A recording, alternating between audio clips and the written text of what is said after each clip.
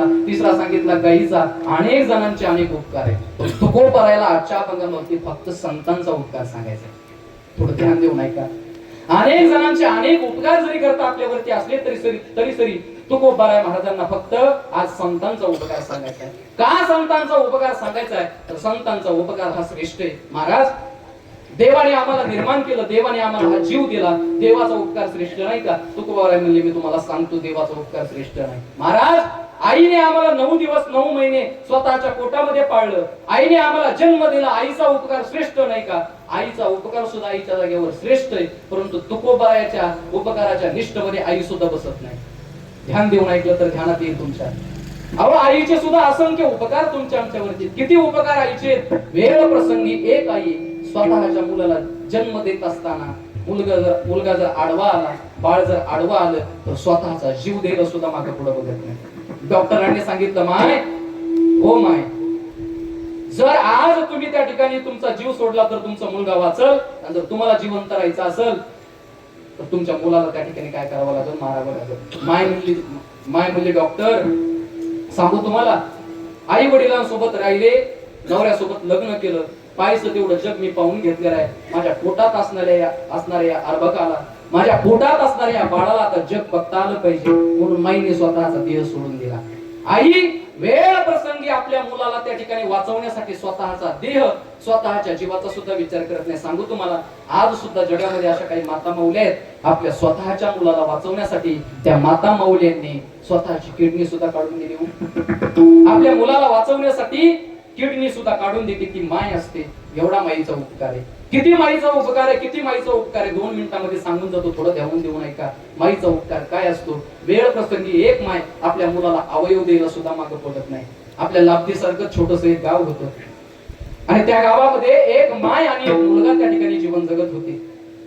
मुलगा जन्माला आला, आणि जन्माला आल्याच्या नंतर 5-6 महिन्यामध्ये बाप मरून गेला. बाप काय असतो मुलाला माहिती नव्हतं.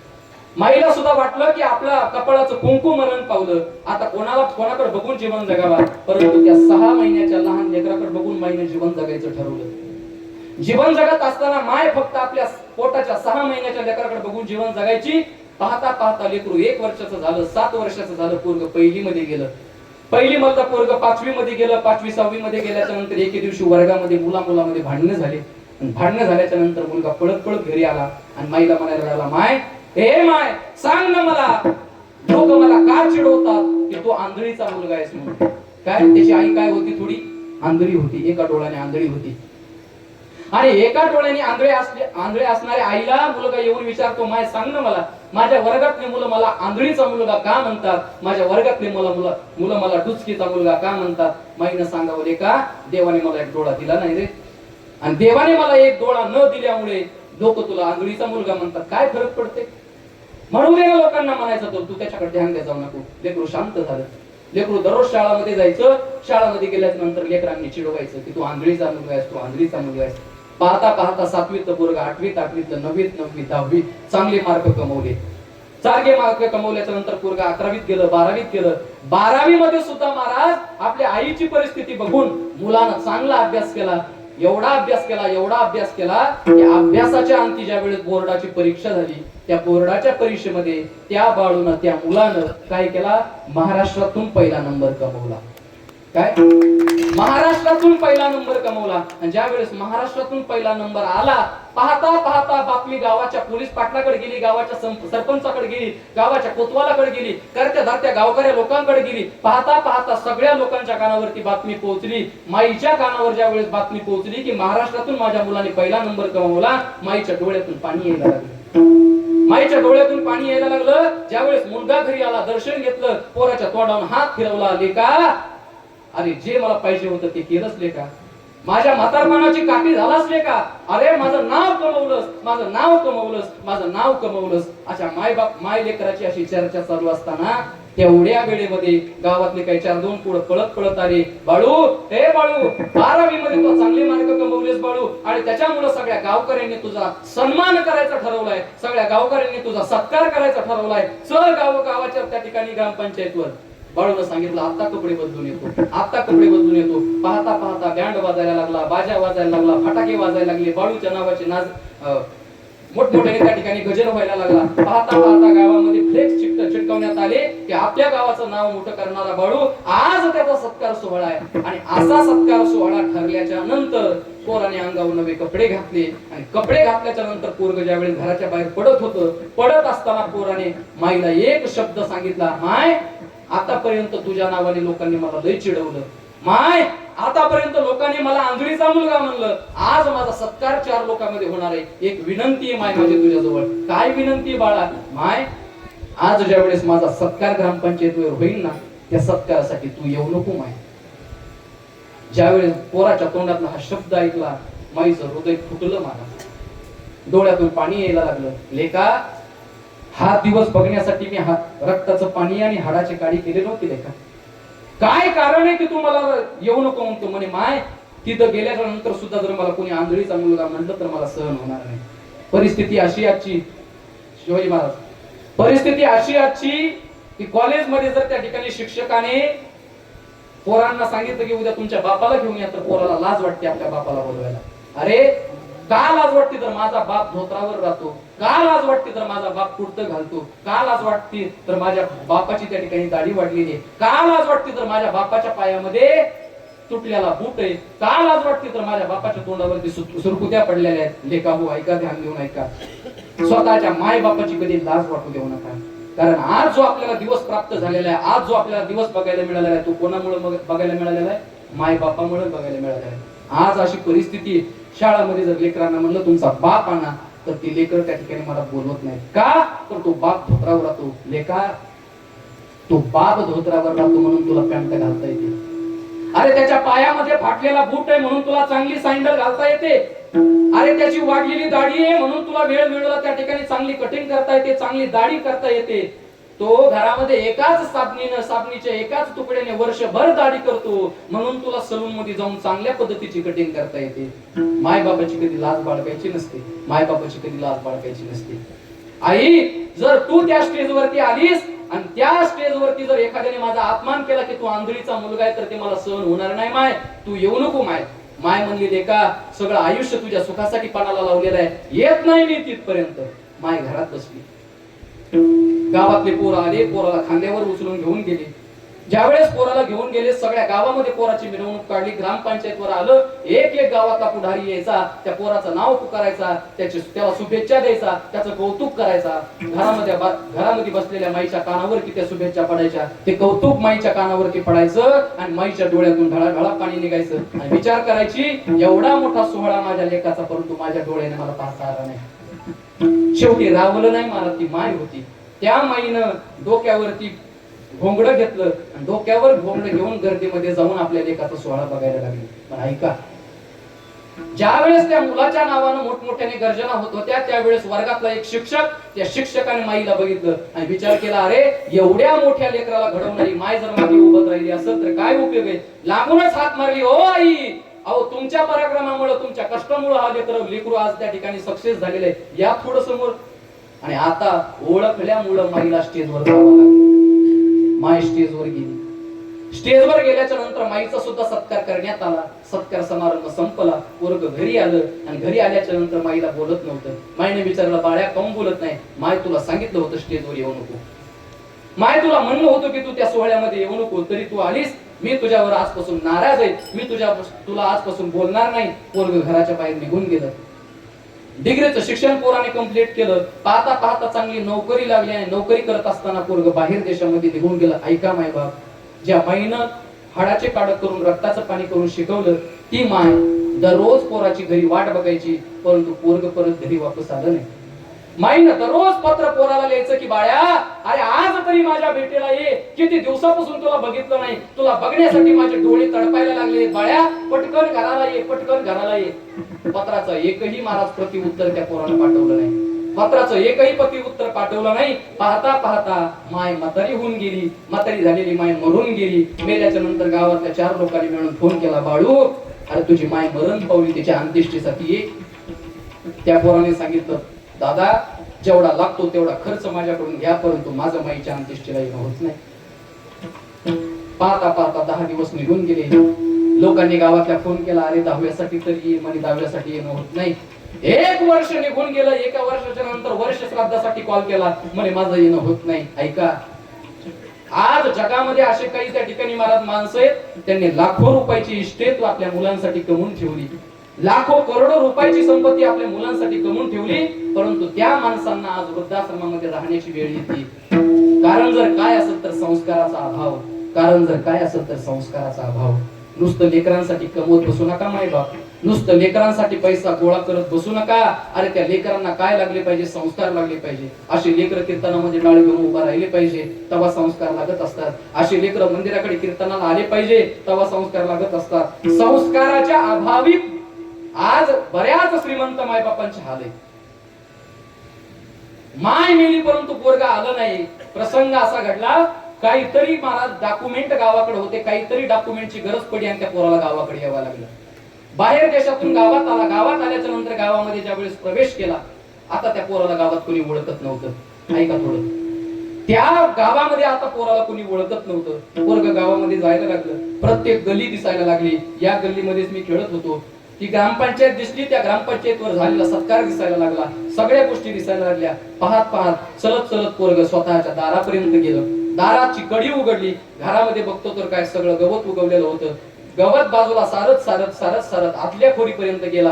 आतल्या खोलीची कडी उघडली, जाळं बाजूला सारलं आणि जाळं बाजूला सारल्याच्या नंतर पहिला दिसला तो बापाचा फोटो.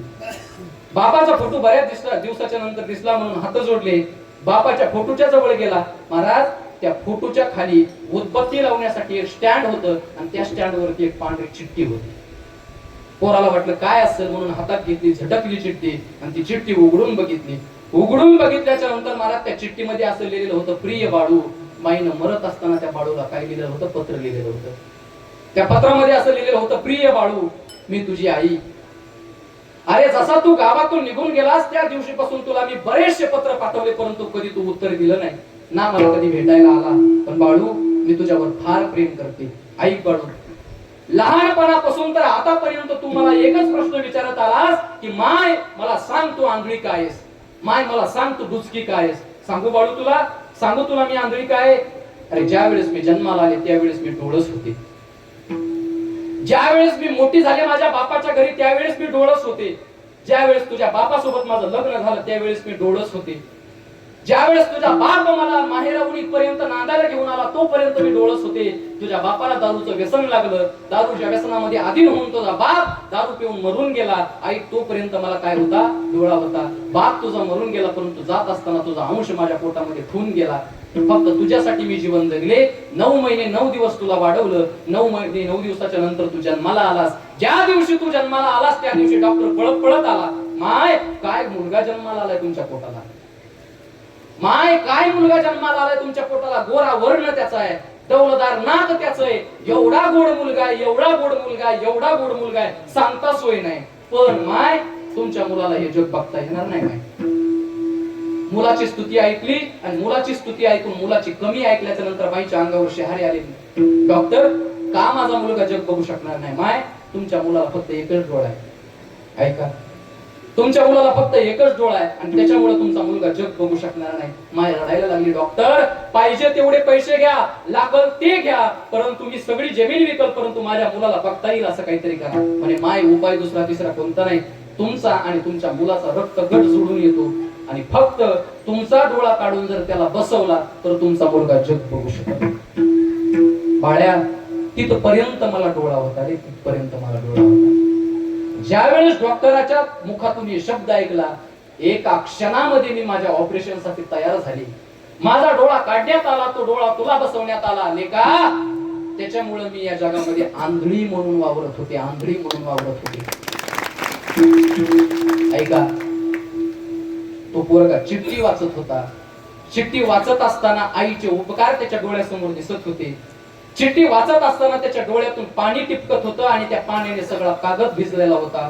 परंतु आता आईच्या उपकारातून उतराई होण्यासाठी आई त्या ठिकाणावरती नव्हती, आईचे धन्यवाद मांडण्यासाठी आई त्या ठिकाणावरती नव्हती, आईची क्षमा मागण्यासाठी आई त्या ठिकाणावरती नव्हती. ऐका, मायबाप जोपर्यंत तुमच्या जवळ आहेत तोपर्यंत त्यांची किंमत करा.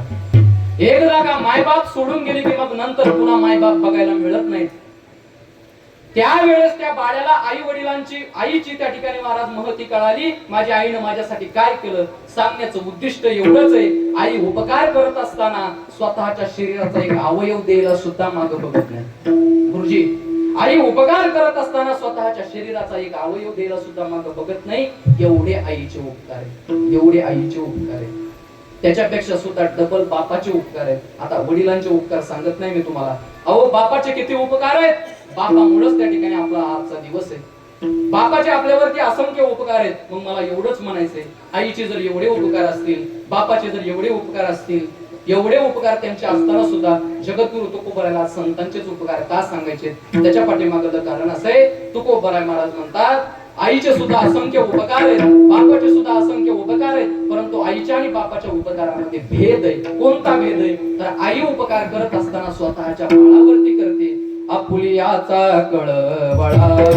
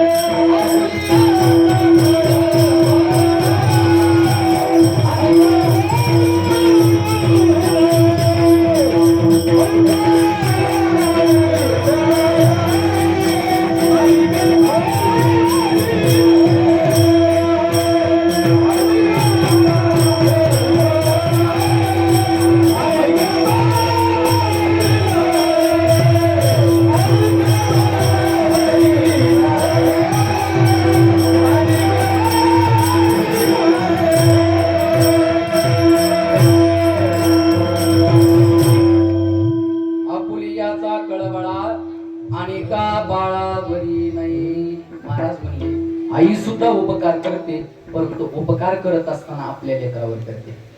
माय, तुम्हाला माझा एक प्रश्न आहे. थोडं जरा तुम्ही सरळ बसा, चांगलं बसा बरं. तुम्हाला माझा सगळ्यांना प्रश्न आहे, मला सांगा, आपण उपकार करत असताना आपल्या मुलावरती उपकार करतो का आपल्या मुलावर जसा उपकार करतो तसा शेजारच्या लेकरावर सुद्धा करतो? करत नाही. चैत्राचा महिना आहे, आता चैत्राचा महिना चालू आहे.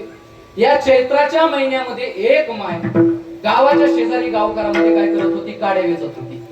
आणि काड्या वेचत असताना प्रसंग असा घडला, त्या माईचं पोरग आणि तिच्या शेजारचं पोरग अनवाणी पायानं चैत्राच्या महिन्यामध्ये अनवाणी पायानं आपल्या माईकडे पळत पळत गेले. डोक्यावर ऊन असल्यामुळं, खालून जमीन तापल्यामुळं पाय भाजायला लागले. आणि पाय भाजल्यामुळे लेकर पळत होते आणि पळत असल्यामुळे लेकरांना धापा लागल्या होत्या. धापा लागल्यामुळे लेकरांना तहान लागली होती. आणि शेजारच्या त्या ठिकाणी महाराज शेतामध्ये माय काम करत होती. पोरग पळत पळत गेला आणि गेल्याच्या नंतर त्या लेकराकडे माईनं बघितलं. काय? लेकराकडे माईनं बघितलं, शेजारचीचा मुलगा आलेला आहे, स्वतःचा मुलगा आलेला आहे. दोघांच्या पायामध्ये सुद्धा चपला नव्हत्या. माईनं काय केल्या? स्वतःच्या पायातल्या दोन्ही चपला दोन्ही लेकरांना फेकल्या. म्हणजे या चपला उभा राहा, थोडं गार लागल. ऐका, त्याच्यानंतर त्या माईला मुलाने अट्टास केला. म्हणजे माय पळत आल्यामुळे धापा लागल्या आणि धापा लागल्यामुळे थोडीशी तहान लागलेली, पाणी दे. माय बिनगी जवळ गेली. बिनगी माहिती आहे सगळ्याला? घागरी जवळ गेली. घागरी जवळ गेल्याच्या नंतर बघते तर काय, घागरीमध्ये फक्त एक ग्लास पाणी. एक ग्लास पाणी बघितलं माईने, एक ग्लास पाणी घेतलं.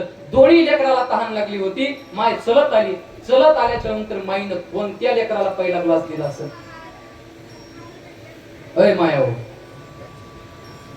जर तुम्ही त्या जागेवरती असला असतात, चैत्रामधलं ऊन आहे, लेकरं पळत आलेले आहेत, तहान लागलेली आहे, फक्त एकच ग्लास पाणी, शेजारणीचा मुलगा सुद्धा तिथं उभा आहे, स्वतःचा मुलगा सुद्धा तिथं उभा आहे, कोणाला पाणी दिलं असतं?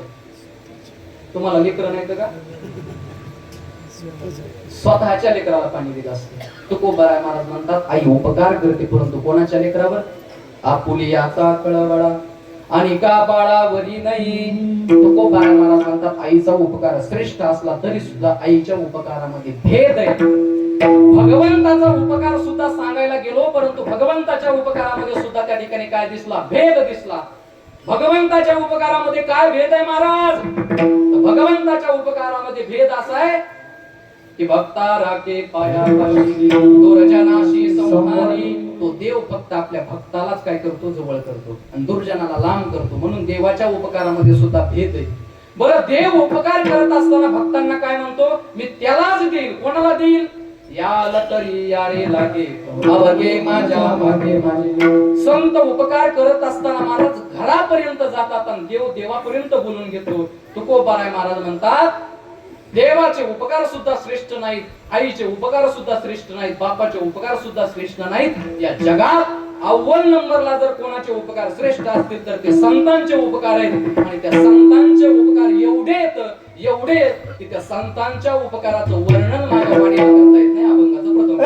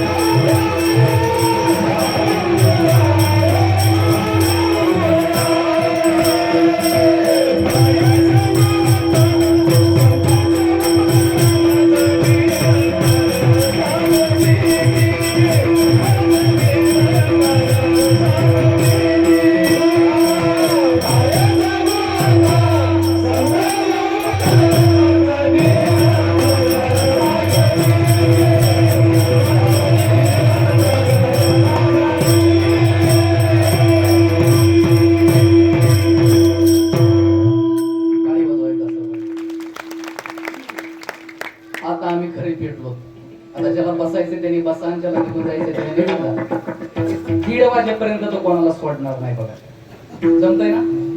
जमतंय ना? तुम्हाला जमतंय?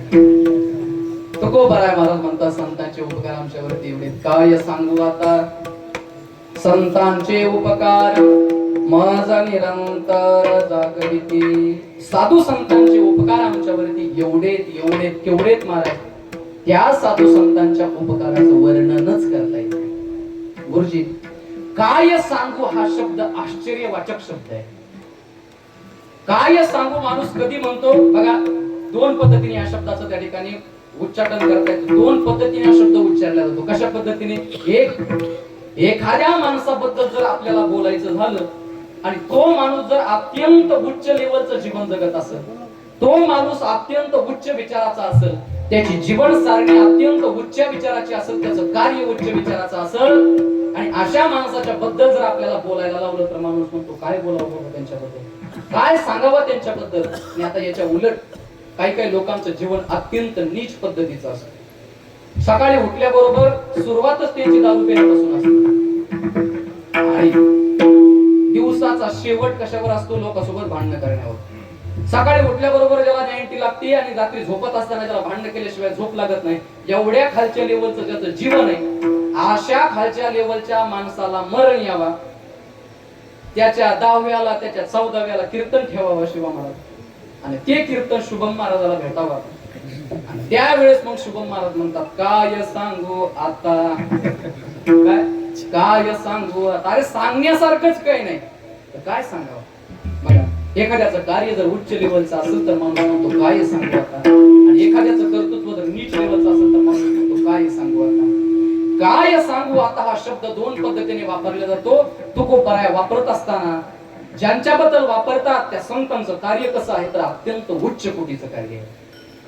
तुकोबराय महाराज म्हणतात त्या संतांचे उपकार मी काय सांगू, माझ्या वाणीनं त्या ठिकाणी उच्चारण करता येत नाही, माझी वाणी त्या ठिकाणी अपुरी पडते. काय वाणू आता न पुरे हे वाणी. तुकोबराय महाराज म्हणतात त्यांच्या चरणावर मस्तक ठेवणं हेच माझं त्या ठिकाणी कर्तव्य. अरे त्यांच्या कर्तव्याचं किंवा त्यांच्या कार्याचं उच्चाटन मी करू शकत नाही, एवढे संतांचे उपकार आमच्यावरती आहेत. महाराज मागोपासून तुम्ही संतांचे उपकार संतांचे उपकार संतांचे उपकार म्हणायला लागले. संतांच्या उपकाराचं वर्णन का करता येत नाही माहिती का गुरुजी? सर्वात महत्वाचा त्या ठिकाणी पॉइंट असा आहे, संत उपकार करत असताना भेद करत नाहीत. बघा नाथ महाराजांच्या जीवनात त्या ठिकाणी तुम्ही काय घ्या, उदाहरण घ्या.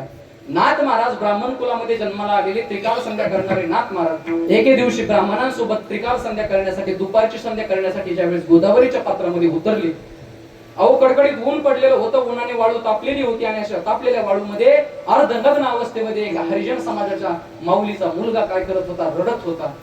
त्या मुलाचे शब्द रडण्याच्या कानावरती ज्यावेळेस नाथ महाराजांच्या पडले त्यावेळेस नाथ महाराज त्या मुलाच्या दिशेने धावले. पाठीमागून आवाज आला, महाराज अहो ब्राह्मण आहेत तुम्ही, आणि ज्या मुलाला बघायला जातात, ज्या मुलाला उचलायला जातात तो हरिजन समाजाचा आहे, अपवित्र होता. नाथ महाराज म्हणले अपवित्र झालेलं परवडलं, परंतु एखाद्या जीवाला तडपत असताना बघणं मला परवडलं नाही. नाथ महाराज तिथे गेले, गेल्याच्या नंतर त्या मुलाला उचललं, नुसतं उचललं नाही, घरी घेऊन गेले. गिरजेला सांगितलं, गिरजा अगं हरिपंडितासारखा हा मुलगा मी आणलेला आहे, याला स्नान घाल. सुंदर स्नान घातलं, नुसतं स्नान घालून थांबले नाही, हरिपंडिताचे कपडे घातले. कपडे घालून थांबले नाही, जेवढे अलंकार स्वतःच्या लेकराच्या अंगात होते तेवढे अलंकार त्या लेकराच्या अंगावर घातले. आणि घातल्याच्या नंतर इकडे वाळवंटामध्ये ती माऊली त्या आपल्या लेकराला शोधायला लागली. कोणीतरी सज्जनाने सांगितलं, म्हणे नाथ महाराजांच्या घरी तुमचं लेकरू होईल. आजकत नाथ महाराजांच्या दारात आली, दरवाजातून अंगणात वाकून बघत होती, लेकरू मात्र दिसत नव्हतं. त्या वाकून बघणाऱ्या माता माऊलीला नाथ महाराजांनी बघितलं, म्हणे माय मदत या. मदत गेली, अंगणामध्ये दोन लेकरं खेळत होती, एक लेकरू होतं तिचं आणि एक लेकरू होतं नाथ महाराजांचं. तिथं गेल्याच्या नंतर कावरी बावरी सगळ्या राजवाड्यामध्ये बघायला लागली, सगळ्या वाड्यामध्ये बघायला लागली. नाथ महाराजांनी विचारलं, काय बघते? म्हणे महाराज माझा मुलगा आलेला आहे तुमच्या घरी. म्हणे मग घेऊन जा ना तुझ्या मुलाला. म्हणे माझा मुलगा मला ओळखू येत नाही. म्हणे हा तुझा मुलगा आहे. म्हणे महाराज आमची एवढी लायकी नाही की एवढे दागिने आमच्या लेकराच्या अंगावर घालावा, आमची एवढी लायकी नाही की आमच्या मुलाला एवढे अंग भरून कपडे घालावा. म्हणे माय हा तुझाच मुलगा आहे आणि तुझ्या मुलाच्या अंगावरती मी दागिने घातलेले आहेत. पर भाव ज्यांच्या जवळ नसतो ना, उपकार करत असताना जे आपला आणि दुसऱ्याचा बघत नाही त्यांचे उपकार श्रेष्ठ असतात. जगद्गुरु तुकोबाराय महाराज म्हणतात, संत उपकार करत असताना भेद रहित उपकार करतात, म्हणून संतांच्या उपकाराचं वर्णन करता येत नाही. काय सांगू आता संतांचे उपकार. महाराज संत भेदरहित उपकार करतात, परंतु संतांच्या उपकाराचं जे स्वरूप आहे ते काय आहे? तुकोबाराय महाराज म्हणले, काय सांगू आता संतांचे उपकार. त्या संतांच्या उपकाराचे जे स्वरूप आहे, मज निरंतर जागविती. संतांचे आमच्यावरती उपकार काय? तर संत आम्हाला निरंतर जागवतात. महाराज फक्त एवढीशा गोष्टीमुळे तुम्ही संतांचे उपकार वर्णन करता येत नाहीत म्हणतात. अहो जाग तर माणसाला अलाराम सुद्धा करतो पाटील, जाग तर माणसाला अलाराम सुद्धा करतो, जाग तर माणसाला मच्छर सुद्धा करतात, जाग तर त्या ठिकाणी माणूस सुद्धा माणसाला करतो. मग तुकोबारायांनी म्हणायला पाहिजे होतं, काय सांगू आता अलारामचे उपकार, काय सांगू आता मच्छरचे उपकार. कारण मच्छर सुद्धा जाग करतो, न सांगता जाग करतो. बघा उन्हाळ्यामध्ये अशा गरमीच्या दिवसामध्ये लाईट जावं आणि लाईट गेल्याच्या नंतर आपण छतावर अंगणामध्ये झोपायला जावं, मच्छर झोपच लागू देत नाही. मग तुकोबारायांनी म्हणायला पाहिजे होतं की काय सांगू आता मच्छरचे उपकाराने मज निरंतर जागविती. जागवणारे मच्छर आहेत, परंतु मच्छर कुठं जागवतात? साध्या झोपेतून जागवतात. परंतु संत जागवत असताना अज्ञानाच्या निद्रेमधून जागवतात. बरं, संतांनी जागवत असताना नुसत्या माणसांना नाही जागवलं, तर संतांनी जागवत असताना संतांना जागवलं, संतांनी जागवत असताना जनाला जागवलं, संतांनी जागवत असताना मनाला जागवलं, आणि मनासहित जनाला सुद्धा जागवलं आणि भगवान परमात्म्याला सुद्धा जागवलं. आई करे जना तुझ्या स्वहिताच्या खुणा पंढरीचा राणा मनावाजी स्मरावा. हे जनासहित मनाला त्या ठिकाणी जागवलं महाराज. संतांनी साधू संताला जागवलं. काय जागवलं? उठा साधू संत साधा आपुले हित साधा आपुले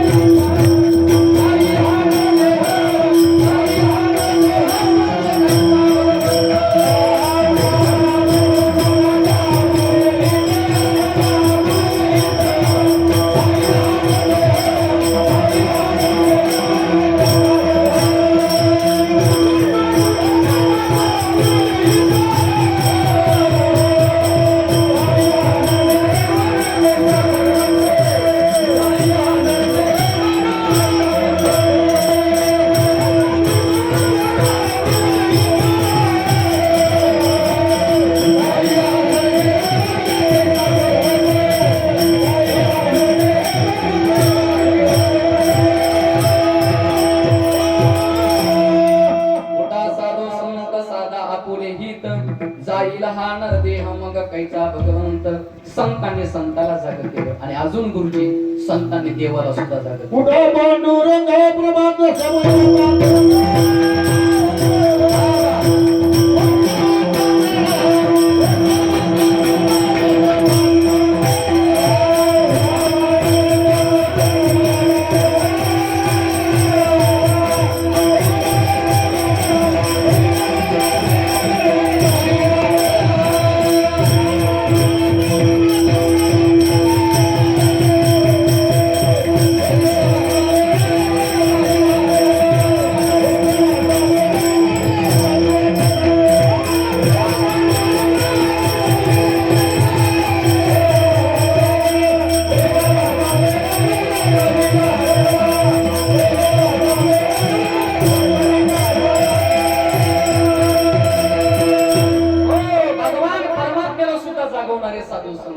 जनासहित मनाला मनासहित जनाला साधू संताला भगवान पांडुरंग परमात्म्याला सुद्धा जागवलं. म्हणून जगद्गुरु तुकोबाराय महाराज म्हणतात, काय सांगू आता संतांचे उपकार. का संतांचे उपकार सांगता येत नाही तर मज निरंतर जागविती.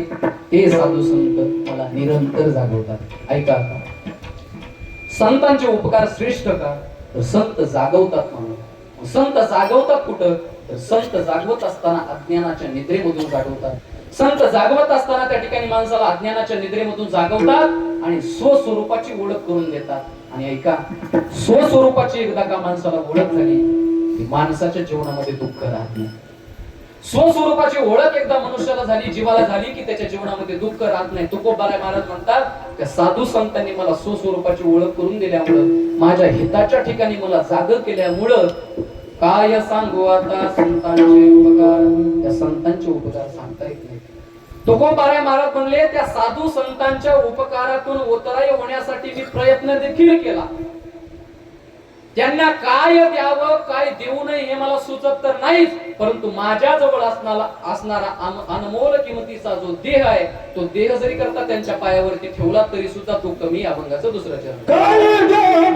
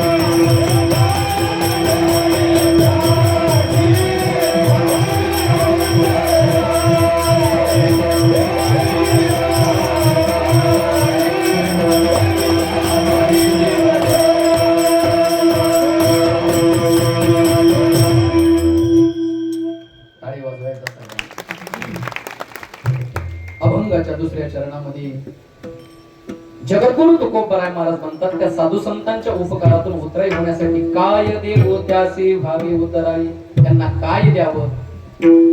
अहो, जे काही देईल ते त्या ठिकाणी कमी पडतं. महाराज म्हणले, त्यांना त्यांच्या उपकारातून उतराई होत असताना मी त्यांना अनेक गोष्टी देण्याचा प्रयत्न केला, परंतु देत असताना त्या संतांच्या उपकारापुढे ठेविता पायी जीव थोडा.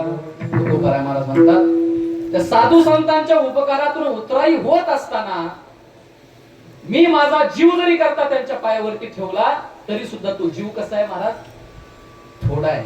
आता ऐका महाराज, तुम्ही जे बोलताय त्या बोलण्यामध्ये आम्हाला अतिशोक्तीपणा दिसून येते. अहो, एखाद्या माणसानं एखाद्यासाठी जीव द्यावा किती मोठी गोष्ट आहे. संतांच्या उपकारातून उतराई होण्यासाठी तुम्ही जीव देतायत आणि तुम्ही काय म्हणता, ठेविता हा पायी जीव थोडा. तो कोबराय महाराज म्हणजे हो, संतांच्या उपकाराच्या मोबदल्यामध्ये मी त्यांच्या पायावर जीव जरी करता तुला तरी सुद्धा तो कमीच आहे. का? त्याच्या पाठीमागलं कारण असे बघा, विनिमय करत असताना, व्यवहार करत असताना, व्यवहार आणि विनिमय हा समान गोष्टीमध्ये होत असतो. ध्यान देऊ नाही का? जर लाब्धी मधले एखाद्या ग्रहस्थाने ठरवलं सोनं लय महाग व्हायले, काय जे घेऊन ठेवायचं आताच घेऊन तो, मग काय करावा, काय करावा, घरात पैसे तर नाहीत, मग काय केलं पाहिजे? आखाड्यावर बरंच भंगार साचलेले, घराच्या पत्रावर सुद्धा बरंच भंगार आहे, घराच्या मागे सुद्धा बरंच भंगार आहे. काय करतो? उद्या सकाळी उठतो, गावामधलं पिकअप बोलून आणतो, शेतातलं, घरातलं, घराच्या पाठीमागलं जेवढं काय भंगार आहे तेवढं भंगार उचलतो, धर्माबादला जातो, धर्माबादला जाऊन सोनाराच्या दारामध्ये नेऊन आपटतो आणि 1 टन भंगाराच्या मोबदल्यामध्ये फक्त 1 छटाक सोनं मागतो. काय? 1 टन भंगाराच्या मोबदल्यामध्ये काय मागतो? 1 छटाक सोनं मागतो. मला सांगा, 1 टन भंगाराच्या मोबदल्यामध्ये तुम्हाला सोनार 1 छटाक सोनं देईल का? मला 2-4 बुट मारल बघा. काय? 2-4 बुट डोक्यामध्ये मारल, परंतु सोनं देणार नाही. ऐका, भंगार कुठं आणि सोनं कुठं? विनिमय होत असताना विनिमय हा त्या ठिकाणी कशामध्ये होत असतो? तर समान वस्तूमध्ये विनिमय होत असतो. श्रीमद भागवतामध्ये एका जागेवरती विनिमय सांगितलेला आहे. ज्यावेळेस शुकाचार्य महाराज राजा परीक्षितीला श्रीमद भागवताची कथा सांगत होते, त्यावेळेस देव दुर्लभ असणारी कथा सांगत असताना त्या ठिकाणावरती कोण आले? तर त्या ठिकाणावरती इंद्रादिक देव आले. हातामध्ये सुधा कुंभम गृहीत्वैव देवा कस्तत्रमागमम्. ज्या वेळेस त्या ठिकाणी महाराज देवादिक आले आणि देवादिक आल्याच्या नंतर शुकाचार्य महाराजाला म्हणतात, शुकाचार्य महाराज, हा अमृताचा कुंभ घ्या, राजा परीक्षितीला त्या ठिकाणी पाजा आणि तुमच्या जवळ असणारे जे श्रीमद भागवत कथा रूपी अमृत आहे ते अमृत आम्हाला देऊन टाका. शुकाचार्य महाराजांनी त्यांना वापस लावले. अरे क्व सुधा क्व कथा लोके क्व काच क्व मणिर्महान ब्रह्मरातो विचार्यैव तदा देवांजहासह. देवांचा उपहास केला आणि उपहास करत असताना काय म्हणले माहितीये का? क्व सुधा, कुठं अमृत आणि कुठं त्या ठिकाणी कथामृत. अरे एखादा त्या ठिकाणी मोती घ्यावा आणि त्या मोतीच्या मोबदल्यामध्ये त्या ठिकाणी एखादा काचाचा तुकडा द्यावा, चालेल का? नाही चालणार. तसं विनिमय हा समान गोष्टीमध्ये होत असतो. तुकोबराय महाराज म्हणतात, ठेविता हा पायी जीव थोडा. का ठेविता हा पायी जीव थोडा? तर त्या साधू संतांनी ज्या वेळेस मला जाग केलं, स्वस्वरूपाच्या ठिकाणावरती साधू संतांनी मला जाग करत असताना ध्यान देऊ नये का? अभंगाच्या कुलपाची किल्ली. तुकोबराय म्हणतात की त्या ठिकाणी काय संतांचे जे उपकार आहेत ते न फेडण्यासारखे. संतांच्या उपकारातून उतराई होत असताना माझा जीव जरी करता मी त्यांच्या पायावर ठेवला तरी सुद्धा तो जीव कसा आहे? तो कमी आहे. का कमी आहे? तर संतांनी मला जागा करत असताना स्वस्वरूपाची ओळख करून दिली. स्वस्वरूपाची ओळख करून दिल्यामुळं मीच भगवान परमात्मा आहे, मी वासुदेव तत्वता.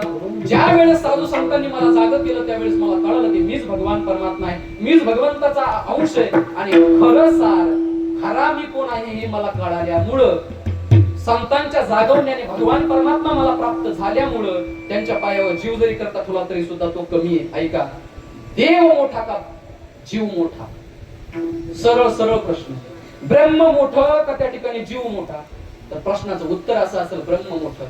मग ब्रह्म घ्यायचं, साधू संतांच्या उपकारातून ब्रह्म घ्यायचं आणि त्या ब्रह्माच्या मोबदल्यामध्ये ठेविता हा पायी जीव द्यायचा. तुकोबराय महाराज म्हणतात, न जुळणारं समीकरण नाही, न जुळणारा व्यवहार आहे.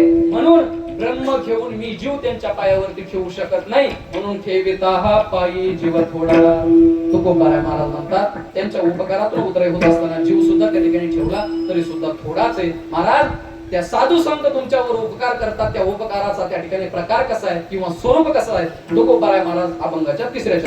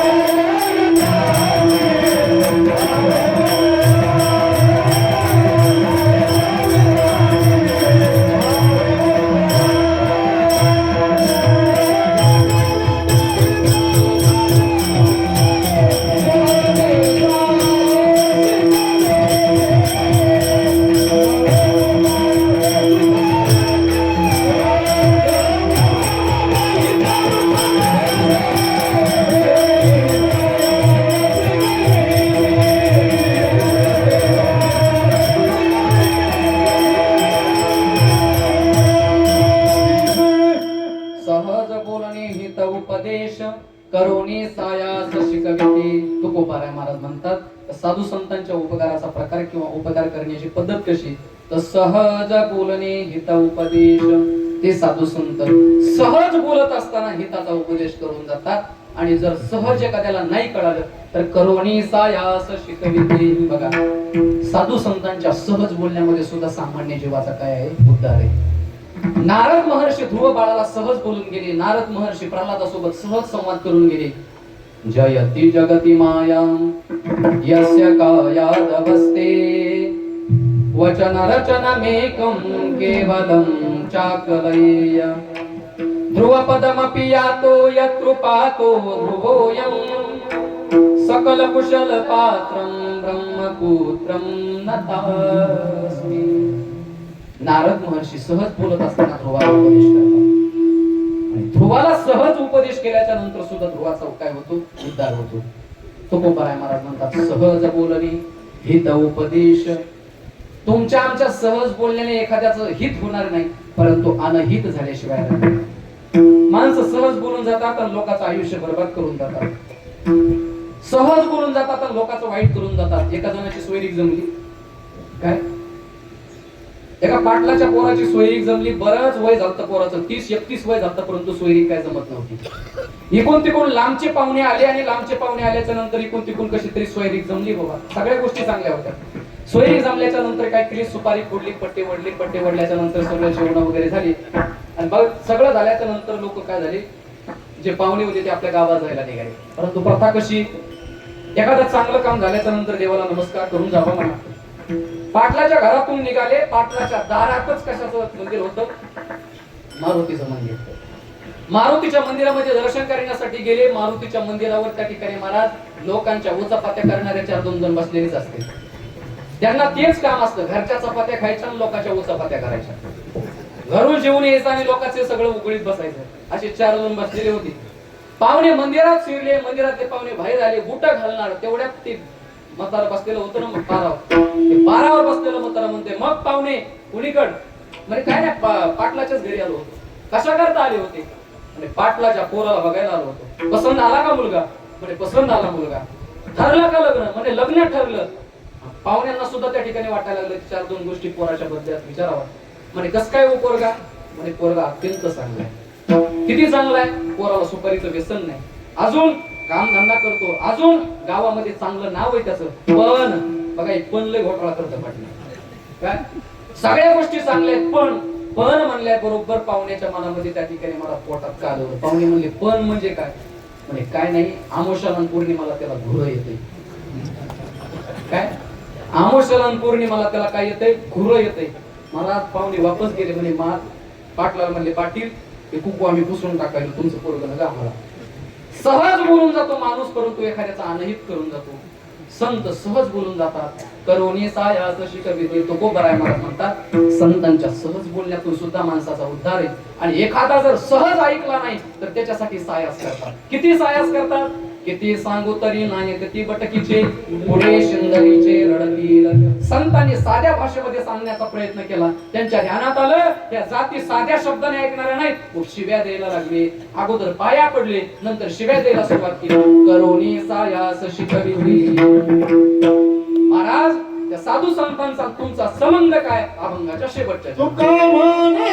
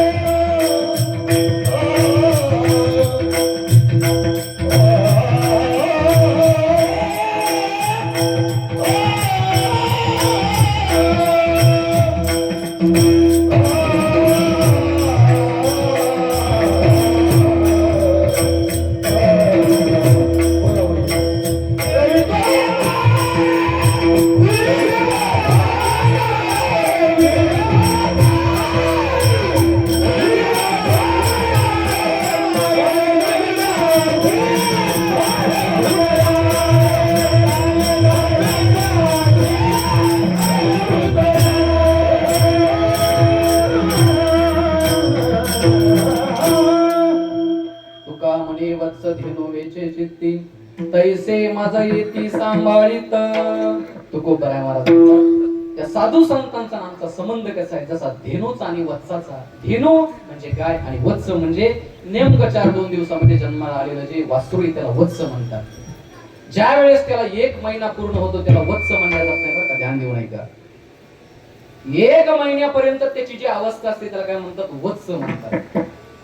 ज्या वयामध्ये त्याला उठायचं बसायचं कळत नाही ते वय असतं त्याला वत्स म्हणतात. ज्या वेळेस ते मोठं होतं मग त्याला वासरू म्हणतात. नंतर गोर सांड बैल ते बाजूला.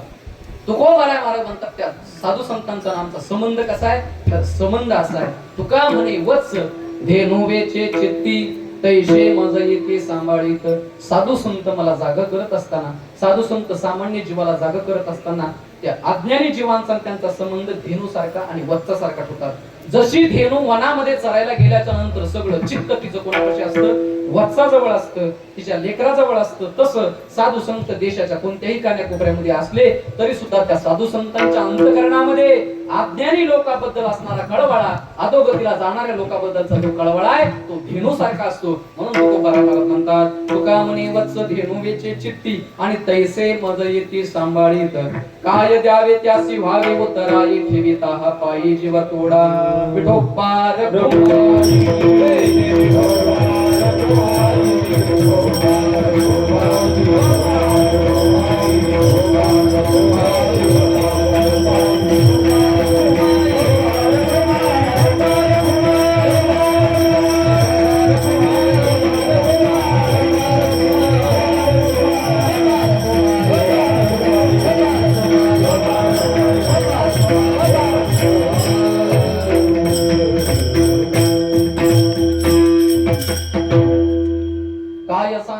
संतांचे उपकार मज निरंतर जागविती.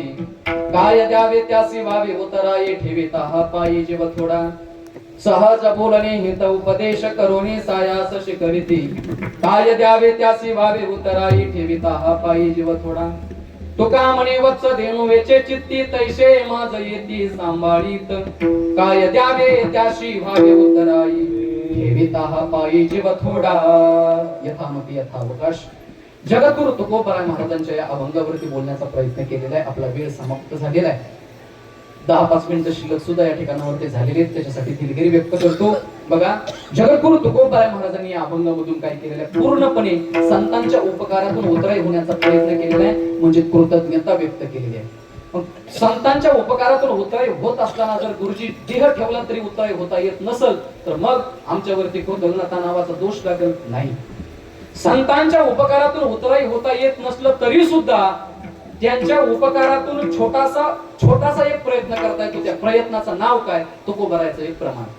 शुद्धाचरण हे संतांचे पूजन लागतची धन नाही वित्त. त्यांच्या उपकारातून उतराई होण्यासाठी मनुष्याने काय केलं पाहिजे, तर त्या संतांनी निर्माण केलेले जे त्या ठिकाणी महाराज ग्रंथ आहेत त्या ग्रंथाचं वाचन केलं पाहिजे. संतांनी दाखवून दिलेला जो मार्ग आहे त्या मार्गावरती चाललं पाहिजे आणि त्या संतांचं सतत भजन केलं पाहिजे. कोण आहेत ते साधू संत? ज्ञानेश्वर